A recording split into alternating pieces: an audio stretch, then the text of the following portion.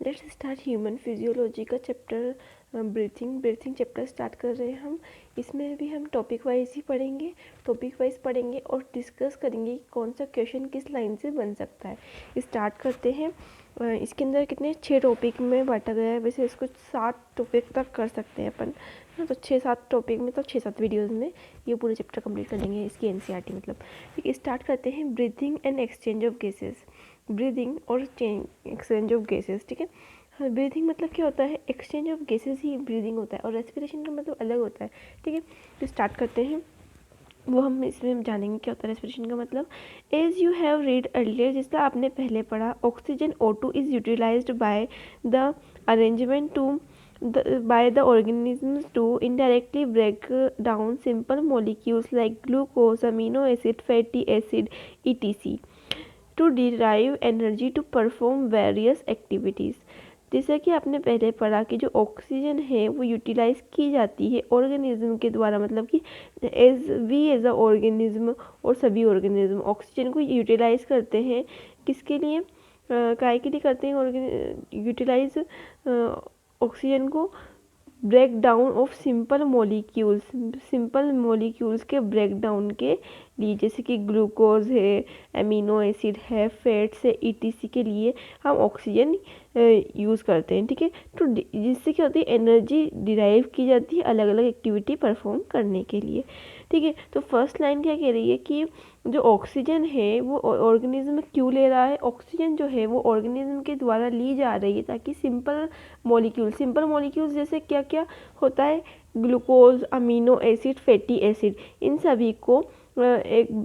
सभी का break down किया जा सके जिससे अलग अलग एक्टिविटी परफॉर्म की जा सके। ठीक है, अब इसके अंदर क्वेश्चन क्या बन सकता है इस लाइन से, तो फर्स्ट लाइन से क्वेश्चन बन सकता है कि हमें स्टेटमेंट दे दिया कि जो ऑक्सीजन है उससे किसका ब्रेक डाउन हो रहा है।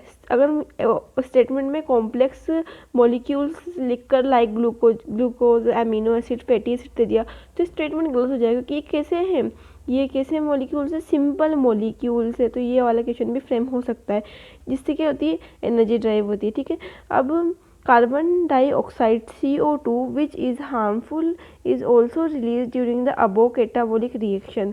इस कैटाबॉलिक रिएक्शन के दौरान, ठीक है, मतलब कुछ टूट रहा है, ग्लूकोज टूट रहा है, मॉलिक्यूल्स जो है सिंपल मॉलिक्यूल्स का ब्रेक डाउन हो रहा है। मतलब कि क्या होता है, ब्रेक डाउन मतलब होता है कैटाबॉलिक रिएक्शन। तो जो CO2 है ना वो रिलीज़ होती है इन कैटाबॉलिक रिएक्शन के द्वारा, जैसे ग्लूकोज का ब्रेक डाउन हो रहा है, अमीनो एसिड का ब्रेक डाउन होता है, फैटी एसिड्स का ब्रेक डाउन हो रहा है, तो उनके ब्रेक डाउन से कौन रिलीज़ हो रहा है, CO2 रिलीज़ हो रही है। तो ये क्वेश्चन भी बन सकता है कि कौन सी चीज़ रिलीज़ हो रही है, CO2 रिलीज़ हो रही है। It is therefore is also released during the above catabolic reaction. So it is therefore evident that O2 has to be continuously provided to cells and CO2 produced by cells have to be released out. तो CO2 क्या है, वो harmful है हमारे लिए, और oxygen जो है वो ऑक्सीजन बहुत ज़्यादा इंपॉर्टेंट है। ऑक्सीजन जो है उसकी वजह से हमें ATP बन रही है ना, उसकी वजह से ब्रेक डाउन हो रहा है। तो O2 जो है उसको तो हमें कंटिन्यूसली चाहिए, और CO2 क्योंकि हार्मफुल है तो उसको बाहर निकालना चाहिए सेल्स के द्वारा। तो O2 है उसको तो हमेशा मतलब कंटिन्यूसली हमारी बॉडी को प्रोवाइड होना चाहिए, और जो CO2 है जो प्रोड्यूस हुई है सेल्स के द्वारा उसको उसको क्या करना चाहिए, रिलीज आउट करना चाहिए।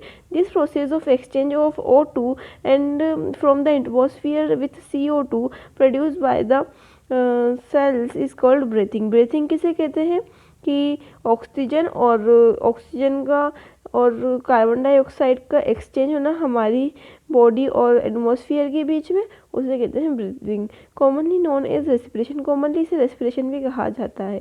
ठीक है, उसके बाद place your hands on your chest, अपने चेस्ट पे अपनी हैंड्स रखिए। You can feel the chest moving up and down, तो आप फील करेंगे कि जो चेस्ट है आपका वो अप और डाउन जो है वो मूव कर रहा है। You know that it is due to breathing, तो आपको पता चले कि तो ये जो अप एंड डाउन जो आपने फील किया है ये किसकी वजह से, ब्रीदिंग की वजह से। ठीक है, डायफ्राम जो है वो हेल्प कर रहा है ना ब्रीदिंग में, और इंटरकोस्टल मसल्स हेल्प कर रहे हैं, वो सब आगे जाके पढ़ेंगे हम।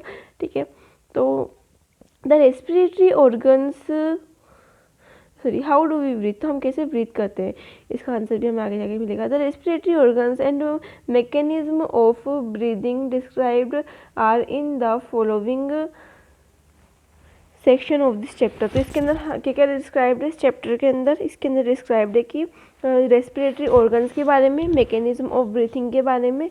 Respiratory organs, mechanism of breathing vary among different groups of animals depending mainly on their habitats and levels of organization. जो मैकेनिज्म है ब्रीथिंग का वो एनिमल्स टू एनिमल जो है वो डिफ़र करता है उनके हैबिटेट के वजह से, उनकी हैबिटेट पर और लेवल ऑफ ऑर्गेनाइजेशन पे। तो ये क्वेश्चन भी बन सकता है ना नीट में।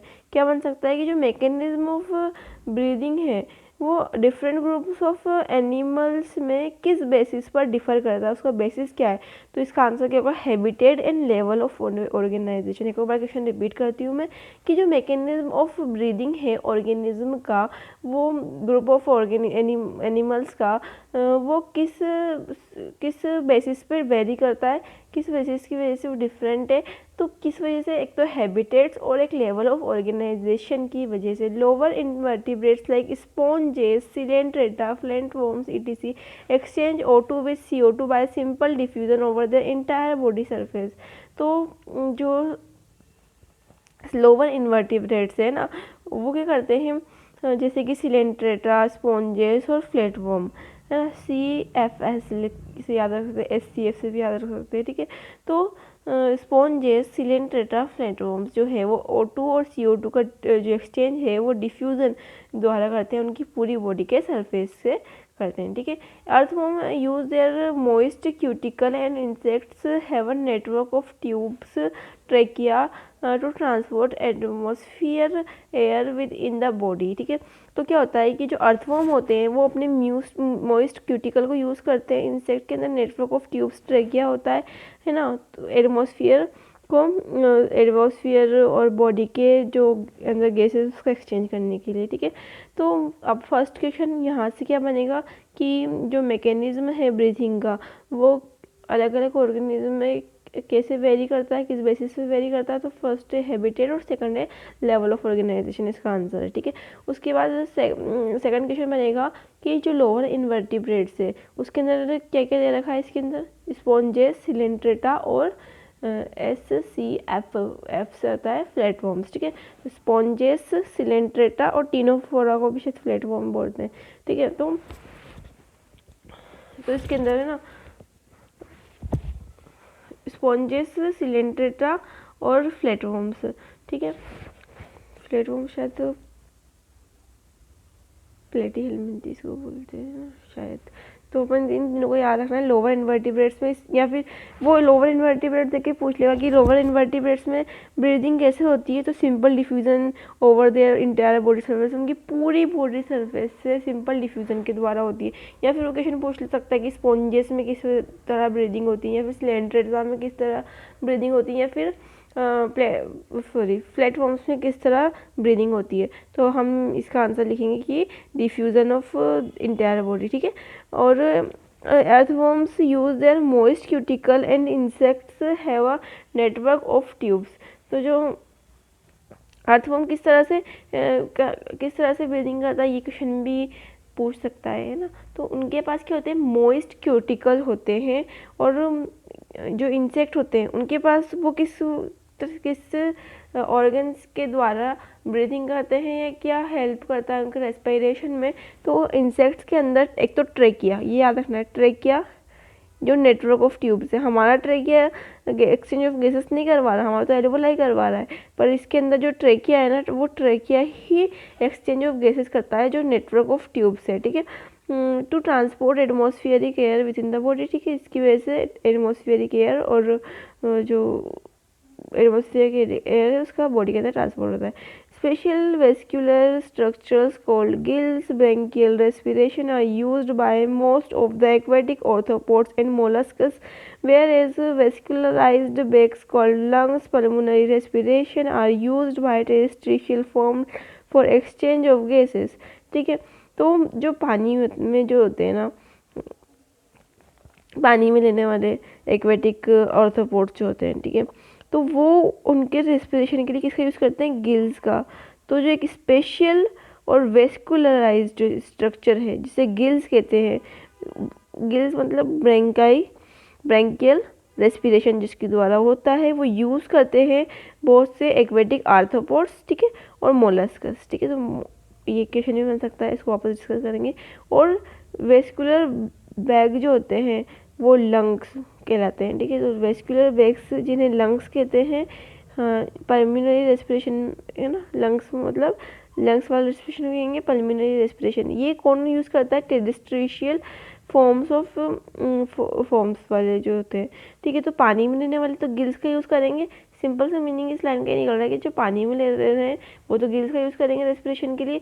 इसे ब्रैंकियल रेस्पिरेशन कहेंगे, नॉट एक्वेटिक रेस्पिरेशन, इसे कहेंगे ब्रैंकियल रेस्पिरेशन, ठीक है। ब्रैंकिया ब्रोंकस है ना, ब्रैंकियल रेस्पिरेशन। और जो ज़मीन पर रह रहे हैं ना वो अपने लंग्स को यूज़ करेंगे रेस्पिरेशन में, उनके पास लंग्स होते हैं एज अ रेस्पिरेटरी ऑर्गन। तो इस वाली लाइन से क्या क्वेश्चन बन रहा है? एक तो क्वेश्चन बन जाएगा कि ब्रैंकियल रेस्पिरेशन और पल्मोनरी रेस्पिरेशन क्या होता है रेस्पेक्टिवली, बताइए। तो ब्रैंकियल रेस्पिरेशन किसके द्वारा होता है? गिल्स के द्वारा। पल्मोनरी रेस्पिरेशन लंग्स के द्वारा, ठीक है। और यहाँ पे ये पूछ सकता है कि गिल्स के द्वारा जो रेस्पिरेशन होता है उसे कहते हैं ब्रैंकियल रेस्पिरेशन, और जो लंग्स के द्वारा होता है उसे पल्मोनरी रेस्पिरेशन कहते हैं, ठीक है। उसके बाद जो ये गिल्स होते हैं ये कैसे होते हैं? मस्क्यूलर होते हैं या वेस्क्यूलर होते हैं? तो वेस्क्यूलर होंगे, स्पेशल वेस्कुलराइज स्ट्रक्चर हैं गिल्स, कैसे हैं? स्पेशल वेस्कुलराइज स्ट्रक्चर है। और किसके द्वारा यूज़ किया जाता है? तो एनसीईआरटी में जो दिया हुआ है ना वो एक्वेटिक आर्थ्रोपोड्स और मोलस्कस। तो ये भी क्वेश्चन बन सकता है कि जो एक्वेटिक आर्थ्रोपोड्स और मोलस्कस है, ठीक है, एक्वेटिक आर्थ्रोपोड्स और मोलस्का जो है उनके अंदर किस टाइप का रेस्पिरेशन पाया जाता है? ऑप्शन में आ जाए कि ब्रैंकियल रेस्पिरेशन या पल्मोनरी रेस्पिरेशन, तो आंसर में क्या आएगा? Branchial respiration. गिल्स द्वारा ब्रैंकियल रेस्पिरेशन पाया जाता है किसके अंदर? एक्वेटिक आर्थ्रोपोड्स और मोलस्कस के अंदर। तो एक्वेटिक आर्थ्रोपोड्स और मोलस्कस के अंदर कौन सा रेस्पिरेशन पाया जाएगा? ब्रैंकियल रेस्पिरेशन पाया जाएगा। कौन सा रेस्पिरेशन पाया जाएगा? ब्रैंकियल रेस्पिरेशन पाया जाएगा, है ना, गिल्स के द्वारा होगा। उसके बाद जो लंग्स होते हैं उन्हें क्या भी कहा जाता है या किसे लंग्स कहते हैं? तो वेस्कुलराइज्ड बैग्स को, है ना, ये भी वेस्कुलराइज्ड होते हैं, ठीक है। दोनों ही वेस्कुलराइज्ड स्ट्रक्चर हैं पर ये वेस्कुलराइज्ड बैग्स हैं, ठीक है। और ये भी क्वेश्चन बोल सकते हैं कि टेरेस्ट्रिशियल एनिमल्स, टेरेस्ट्रिशियल ऑर्गेनिज्म में किस टाइप का रेस्पिरेशन पाया जाता है? तो सीखेंगे पल्मोनरी रेस्पिरेशन, है ना, या फिर जो लंग्स के द्वारा किया जाता है, ये क्वेश्चन बन सकते हैं, ठीक है। अब among vertebrates fishes use gills whereas amphibian reptiles, birds and mammals respire through lungs. Amphibians like frog can respire through their moist skin, cutaneous respiration also, ठीक है। तो इस लाइन में क्या जवाब दिया हुआ है कि जो वर्टिब्रेट्स है और फिशेज है, ठीक है, और ये अपने गिल्स यूज़ करती हैं, जबकि जो एम्फीबियंस हैं, रेप्टाइल्स है, बर्ड्स है और मेमल्स है, ये किसके द्वारा रेस्पिरेशन करते हैं? लंग्स के द्वारा रेस्पिरेशन करते हैं, ठीक है। तो इनमें फिशेज और वर्टिब्रेट्स में कौन सा रेस्पिरेशन होगा? Branchial respiration. और जो मेमल्स, बर्ड्स, एम्फीबियन, रेप्टाइल्स में कौन सा रेस्पिरेशन होगा? पल्मोनरी रेस्पिरेशन होगा। और एम्फीबियंस जैसे कि frog can respire through their moist skin, और जो फ्रॉग है ना, एम्फीबियन जैसे कि फ्रॉग है वो किसके द्वारा? अपनी मॉइस्ट स्किन के द्वारा भी रेस्पिरेशन कर सकता है, जिसे क्यूटेनियस रेस्पिरेशन कहते हैं। तो इस वाली लाइन से क्या क्वेश्चन बनेंगे? इस वाली लाइन से क्वेश्चन बनेंगे कि फर्स्ट क्वेश्चन बन सकता है कि जो फिशेज और जो वर्टिब्रेट्स है उनमें किस टाइप का रेस्पिरेशन पाया जाता है? पल्मोनरी रेस्पिरेशन, या फिर कौन सा ऑर्गन यूज़ करते हैं? तो गिल्स करते हैं, ठीक है। या फिर क्वेश्चन बनता है कि गिल्स किसके किसके द्वारा जो है यूज़ किया जाता था? हमें ऑप्शन मिल जाएंगे। अगर ऑप्शन में वर्टिब्रेट्स दिया हुआ है तो vertebrates is the correct answer. अगर फिश दिया हुआ है तो fish is the correct answer, ठीक है। और फिश, वर्टिब्रेट्स और एक्वेटिक आर्थ्रोपोड्स, एक्वेटिक मोलस्क ये दिया हुआ है, ऑल ऑफ दीज है, तो ये भी आंसर सही है, ठीक है। तो जो गिल्स द्वारा कर रहे हैं उसमें कौन कौन हो जाएगा? वर्टिब्रेट्स, फिशेस, एक्वेटिक आर्थ्रोपोड्स और एक्वेटिक मोलस्कस, ठीक है।